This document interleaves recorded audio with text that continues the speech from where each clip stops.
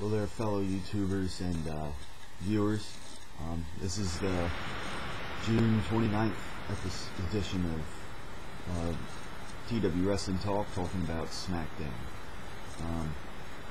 First of all, I want to say that this Smackdown, it was, I guess it was your typical Smackdown. It wasn't as much too reliant on talent from Raw this week. As you may have noticed, there was no Big Show, pretty much the show is restricted to SmackDown superstars. Not that it was a bad thing for that, but as a result, I guess what I'm saying is it wasn't too flashy of a show. Didn't stand out in my mind.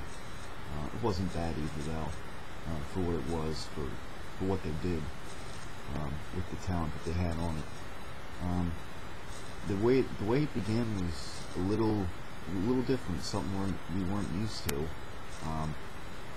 They basically began it with a Divas match with AJ and Divas champion Natalia. And anyone who's watched it, clearly AJ was a big part of this show, and it's just going to show that she's, on both shows sometimes she can be really important as far as what's going on, and that she is like a breakout star. She is pretty much the most popular diva in WWE right now. Sure, she lost to Natalia in the match, but Natalia's only really ever on Raw sometimes, even. Sometimes, as Divas champion, sometimes she's only on the pay-per-view and maybe only a couple Raws. Natalia was in the brawl earlier on Raw this week and on SmackDown tonight, but AJ's been on both shows, for what seems to be weeks now. Ever since Daniel Bryan kind of got involved on Raw, she's kind of come along too on Raw, and there's no other diva right now that you can say is being utilized that way. So, AJ got the victory in that Battle Royal on Brawl earlier this week. So one would think that she wouldn't also beat the Divas champion on SmackDown, and she didn't. But Daniel Bryan came out and he started circling around the ring and doing his yes chants, and it was a distraction to AJ. And you just knew once Daniel Bryan came out and started doing it, you knew that she was gonna have her eyes hooked on him. Wonder what's going on. And Layla. I think I keep calling her Natalia. Layla. He's in a mix-up sometimes. But Layla, gets the roll up. You knew that was gonna happen once. I knew that was going to happen once Daniel Bryan came out and started doing all that, and it did, sure enough.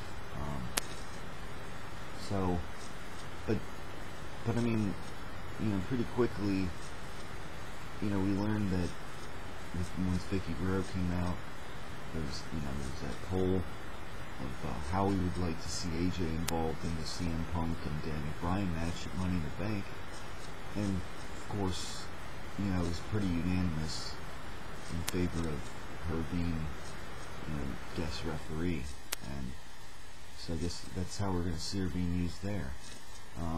Which I think that's a good thing. It's instead of her coming out and just providing distraction, now she's going to be the referee. It'll put a new spin on the match, which I think is necessary because they had the triple threat with Kane. They had their one-on-one match, you know, the month before that.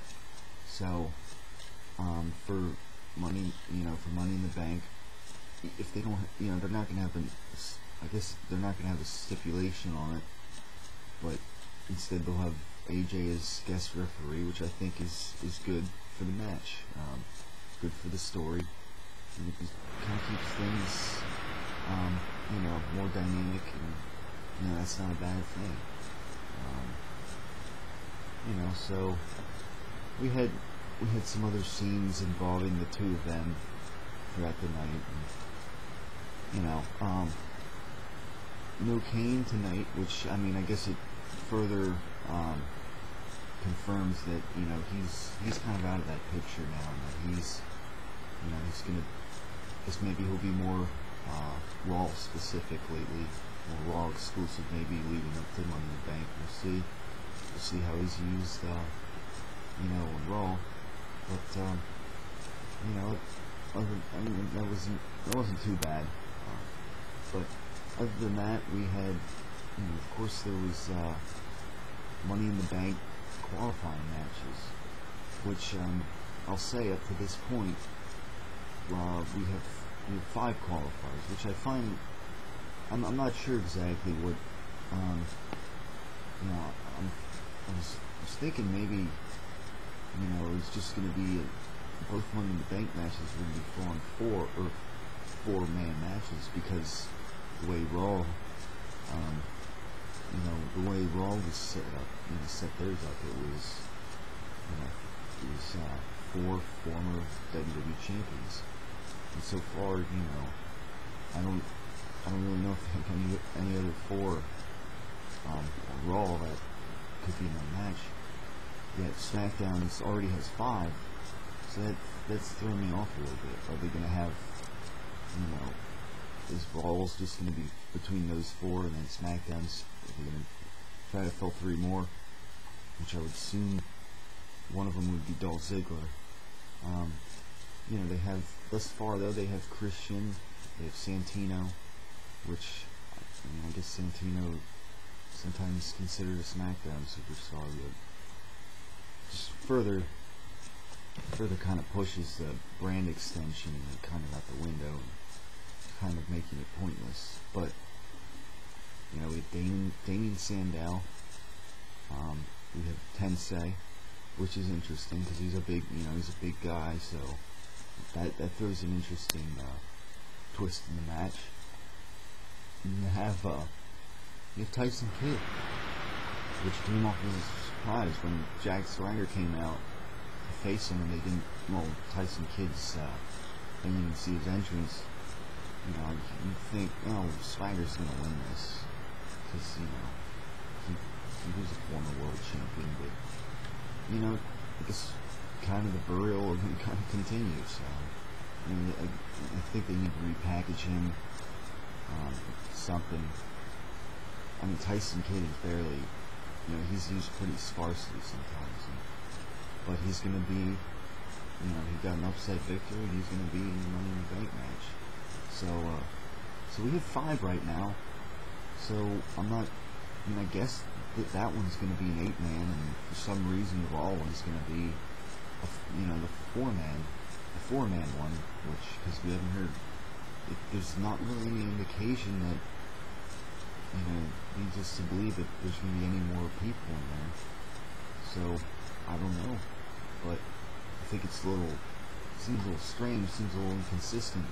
I wasn't sure if this year maybe they were going to just have one Money in the Bank match, because, obviously they don't have as much talent as they've been cutting back on some talent, but, so I figured, since it seems like they're kind of moving in the direction of, having everyone on both shows, with a select few, of course, or just, getting rid of the brand extension, I would have thought maybe they were going to just have one this year, but here's they're not going to, so here's they're having 2 pretty different ones, if you think about it. They have, they have a traditional 8-man with mainly mid-carders, but then they have main event level talent taking over the Raw one with just 4. So that one might be built more around the story, and the SmackDown one is kind of built more by tradition. Like, someone's gonna reach a higher level out of that match. So like, I'm sure a lot of people are hoping to Ziggler. I think it could be. So I can see it, if you look at it that way, that even though Raw is not necessarily gonna find a new mega superstar out of that, potential mega superstar out of their Money in the Bank match, if that's how it stands, at least that makes the SmackDown one different. And a lot of people are saying how they don't like the idea all former WWE champions, a group of guys whose average age, comes out to almost age 40.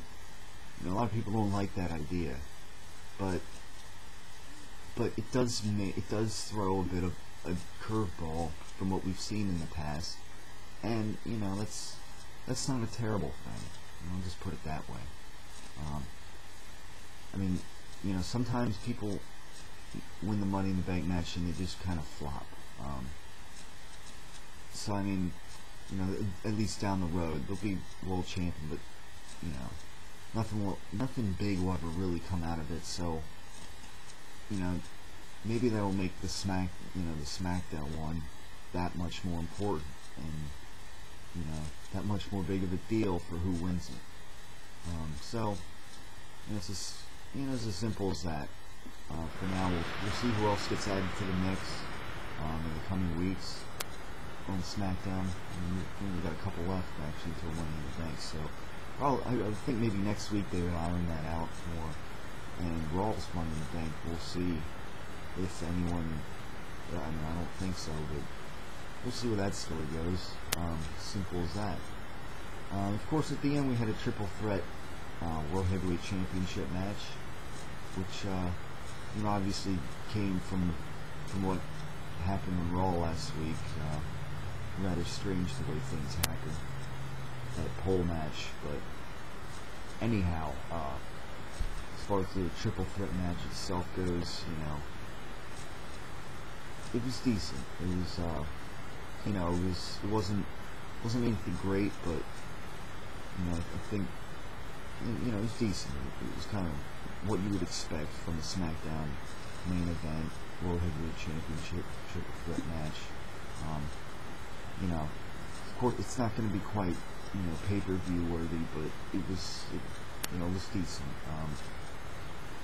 Obviously Sheamus came out on top.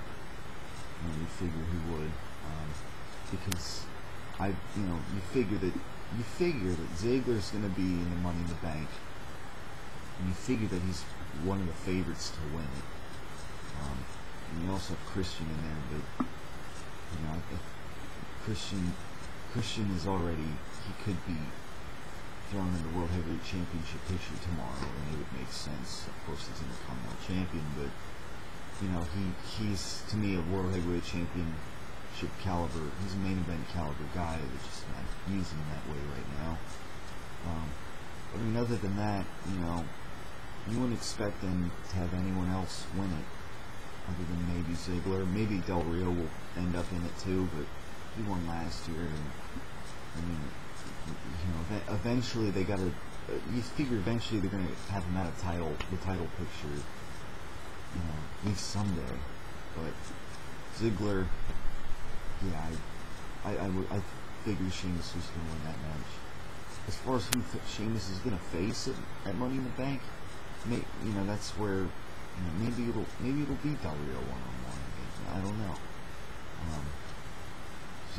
But Ziggler, I'm sure he'll be in the Money in the Bank. So, we'll just have to see how that all goes with that story in the future. We'll see if they do anything else on Raw like they kind of did last week. But hopefully they can make some, just help it make sense leading up to Money in the Bank. And who knows who knows who else will be in the Money in the Bank other than things Ziggler, but there may still be 2 more spots to fill after that. So I guess we'll just wait and see how those are filled. And this coming week's Raw, is what we're focusing on now. It should be. I'm having good expectations of it because Brock Lesnar's going to be there for the first time in about 2 months, so that'll be good. Maybe Paul Heyman will also be there. Hoping that they have a good segment there. Definitely probably the segment I'll be most focused on, hooked in on. So we'll look forward to that. Now that Jericho's back too, at least for the meantime, and that they have Big Show in the mix, and maybe Kane too with Cena. We'll see what happens there. I think a tag team match or something coming up, or I don't know, but it does. With those guys kind of in the mix now, kind of in the same story, it does make for an interesting story, perhaps. With more guys in the picture too, it may make less room for any more Star Wars goofing around or whatever. But we'll see what happens there. Other than that, we'll see also what happens with CM Punk and Brian. I almost said AJ before both of those guys. So I mean, she's becoming, she is becoming a big star. I mean, she's not doesn't have the reputation as a great divas wrestler, but as far as doing her job right now, playing her role, she's not every segment. Some segments come off as kind of cheesy, but she's in it, and that's kind of more on WWE. That's they have them do what they want them to do, but it is an interesting story. We're gonna now that she's guest referee, since hearing that, we'll see her. We'll see how she's involved with CM Punk and Daniel Bryan this week. Alright, that'll do it for TW Wrestling Talk. Stay tuned for the Raw edition, the upcoming Raw edition for what I guess would be the July 2nd edition of TW Wrestling Talk, discussing Raw. Thanks for viewing, and please subscribe and stay tuned for the next edition of TW Wrestling Talk.